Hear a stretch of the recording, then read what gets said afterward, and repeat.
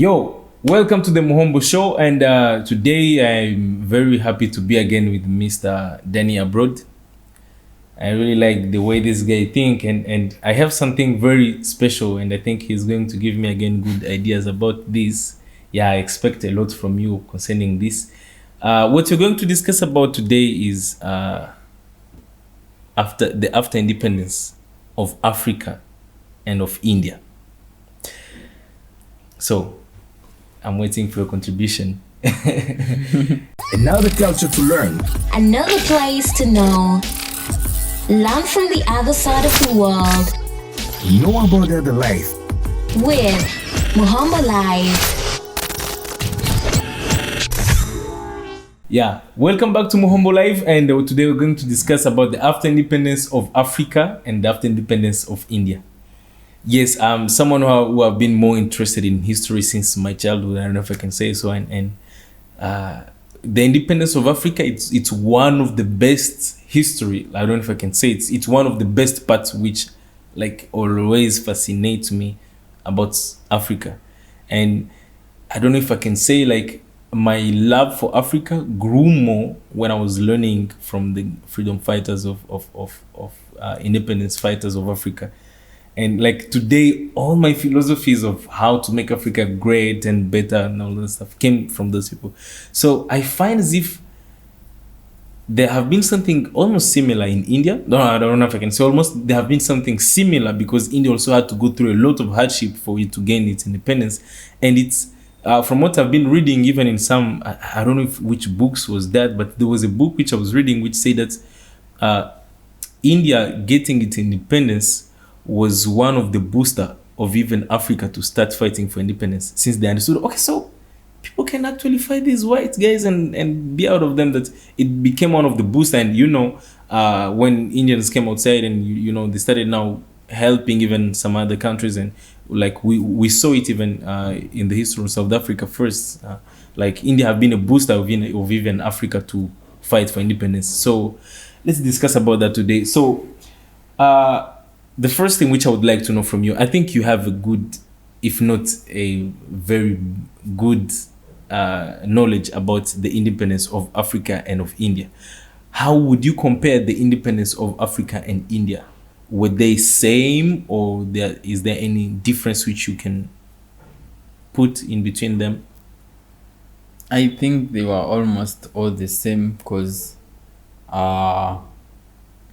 basically, I don't know how to put it, but I think they were all basically the same. Mm-hmm. Yeah. That was the same idea which I had also. Like I was saying, as if Africa and India got something common. Okay, I'm going to talk about the difference later, but let me talk about the thing which was common, is that people were developing the outside with their potential by, okay, I don't know how I can say, like they use your potential and they ask you to work to bring out that potential for them. It was the same thing like which they did in Africa. They find people, they use their potential, and they make the same population to work to bring out that potential. So I think it was the same thing which India have been going through, but the only difference which I kind of understood in between them was how they didn't touch more on the religious side. Let me take okay, I don't know if I can say religious or culture, but India succeeded. Like for me, I find it to be a success how Indians tried to maintain as much as they could their culture and their religion. Like even after independence, it's really, really, really hard to find an Indian who has a British name. It's really hard to find an Indian who has a British name. But in Africa, right after, even during the colonization time, everyone already changed the name. Everyone, like, because I know even from the story first of my country, at the time when colonizers were coming, the first guys, like the first missionaries who came in my country, they changed the name of even the king. Someone who was Nzinga Nkumvu became Alfonso Premier, a Christian name after baptizing him. Like you just find out that we lost everything just from the beginning, but India, they maintained that even today it's something which they should really be proud of, that if you want to find an Indian who has a British name, you need to go thousand, then you find one. Like that is one great thing which I saw. At least even if all of us we had to fight almost the same way and get the independence from the same way, at least for them they maintained that part. So going again in the same idea. Okay, for you, at least I think your country have been colonized with the same colonizer as India. Would you say that the freedom fighters of Africa and the freedom fighters of India had different methods of working? Yeah, I think the difference was there because basically, like, India had to use the non-violence methods and all that kind of stuff. Yet in Africa, it was more of aggressive, a lot of fights. Yeah, there was a difference in fight. I think that's the only difference that was there. But do you think that Africa got independence through that strive of independence the same way as India when it comes to freedom fighters? Like, because the difference which I see there, freedom fighters of India had to start something which was not there.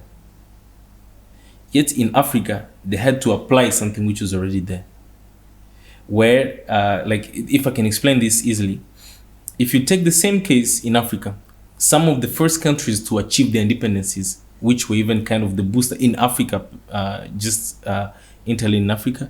If you take the case of a country like Ghana, Kwame Nkrumah starts the fight of independence while all other countries is still locked. They're still colonized.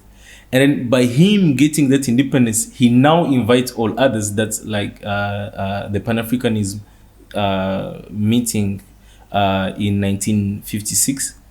That time now he invites all others. Now that's when others joined, the guys of East Africa with the Mau Mau movements. I think you know about it.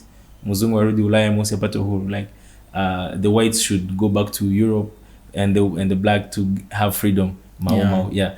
And like there's so many movements which starts now in Africa after them knowing about the Pan-Africanism. So for me, I found as if, yeah, of course there's the difference of for us, we had to go through a lot of violence. Like it had to be hard, we fight. Yet in India, there was kind of it being more peaceful. I don't know if I can say more peaceful on the side of people, not on the side of the colonizer, because the colonizer, of course, he didn't let them get it easily. He had to kill and aggress them. But in Africa, we had most of us just joined. While for India, it was to start it. That was kind of the difference which I personally saw from that.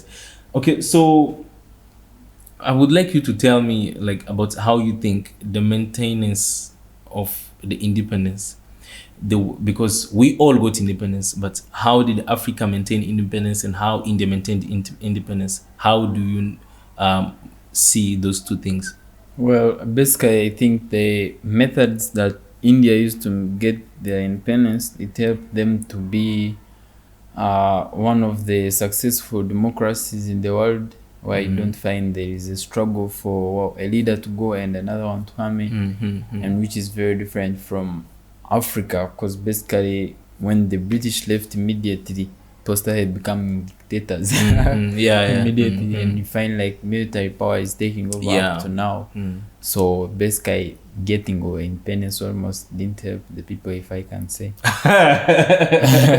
Yeah, I understand you very well. Because although it's very terrible to admit, there have been countries which have been receiving independence recently. I don't know, some islands which are far better off. Yeah. So that's true. Yeah. In fact, on the same point which you just raised, I once asked myself the same question. You will see that countries like South Africa, in Africa, which got independence too late than others, it was as if it was a problem, but it kind of became as if it's something better than those countries which got independence in 1960, 1961, and then the country which comes too late after them kind of look better than them. And I saw like there was that difference of getting independence but still depending, which Yeah. I saw that it was one of the good things which India did from the earliest time of their independence. Like they got independence, but then they tried as much as they can to create that environment of being I don't know how you call it in English. Self-reliance. Yeah, self-reliance. English is hard. Like having that self-reliance. Okay, yeah, that self-reliance. It's something which India understood from the early time, and it's a very great thing which they did. I remember like this thing which Gandhi ji was doing. Puja. Yeah, like the idea behind it, I think it was to be independent on the side of clothes, creating You're your own talking clothes. about the thing, the wheel. Yeah, creating your own clothes, like just understanding that you have to create your own stuff and be independent from the outside. And I think it was one of the greatest thing which India did, which helped them to really maintain their independence. Yes, of course, we need to learn from outside, maybe because since most of the countries are accepted to go with democracy, we still need to learn from outside and other stuff, blah blah blah. But we had to work more on the side of being self-reliance, and I think that's the side which Africa missed from the early time, which it's kind of helped those countries which came too late in independence because they were still relying on others, and then they helped them to develop slowly. But the time when they leave you, you're at least at a certain level, which is good. So yes, the maintenance of independence, still all of us, both India and Africa, we still have to fight, we still have to work on it. But I find as if India is better than Africa on that one. So let's come now to the actual age, like the actual time on which you're right now. If we compare India and Africa, which place would you say that is independent? I would say India, of course. Yeah. And of course, from you saying that India is independent, what are the things which you think Africa should learn from India to be also independent? Basically, to be self-reliant and to make use of its populations which are there. Okay. Yeah, especially to make use of its Make use people. of the population. Okay. How do you explain that? Making use of the population. Like you said, Gandhi encouraged people to use the local materials they had to make clothes. Like the same way, we don't need to wait for other people to come and set industries and all that kind of stuff. We can do things on our own. Okay, I understand. It even comes in the side of promoting even a better education in the country. Yeah. Basically, this is among the things which I think it's very important. And India have been blessed with a lot of people who helped them to work on that. Oh my God, there's this name, like it's usually escaping my mind. The former president of India, who was a scientist, and he was a teacher. I've forgotten his name too. Okay, yeah, like the face is coming in my mind, but the name is not coming. Yeah, like one of the things which I learned again from him is how he worked more on making India independent, even on the side of science, that he pushed hard India to even have the ISRO. I think you know the ISRO. Yeah, and I was like, in Africa, how many authorities did you have who initiated something like that?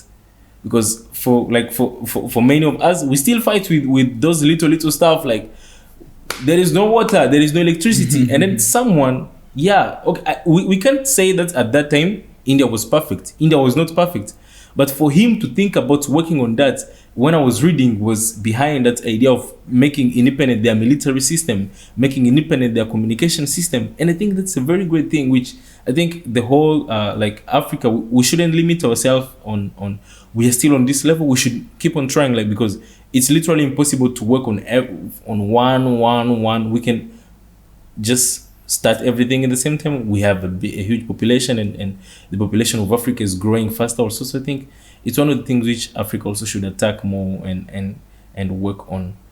Yeah. So thank you so much for participating on this talk, and I think it's going to help someone to learn more again about the independence of Africa, the independence of India. There are a lot of things which our heroes had to go through.